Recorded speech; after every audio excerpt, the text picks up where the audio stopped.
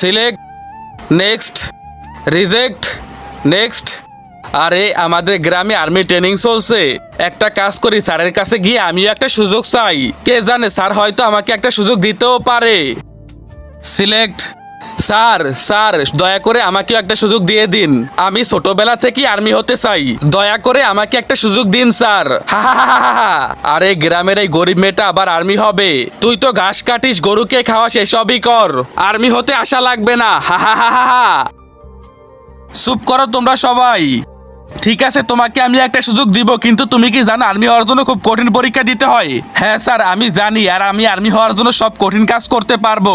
ঠিক আছে, তোমার হাইট মেজারমেন্ট করে নাও। জি স্যার। সিলেক্ট। তোমাদের সবারই এটা শেষ পরীক্ষা, যে এই পরীক্ষায় পাশ করতে পারবে সেই আর্মিতে সিলেক্ট হবে। তার আগে ওইদিকে দেখো,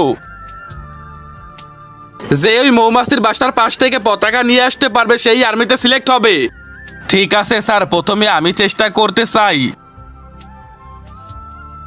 আ আ আ স্যার আমি যেতে পারবো না, ওকে তো কামড়িয়ে একদম ফুলিয়ে দিয়েছে। আমি যেতে পারবো না স্যার, সরি। হাতে কামড় দিলে তো হাত ফুলবে, এত ভয় থাকলে আর্মি হতে এসেছে কেন? এখন তুমি শেষ আছো, তুমি কি এই টাস্ক পূরণ করবে নাকি করবে না? স্যার আমি এই টাস্ক অবশ্যই করব। কিন্তু তার আগে বাংলাদেশ থেকে হয়ে থাকলে লাইক করো, ইন্ডিয়া থেকে হয়ে থাকলে সাবস্ক্রাইব করো, যদি অন্য কোন দেশ থেকে হয়ে থাকো তাহলে কমেন্টে বলো। किया मैं बदल दे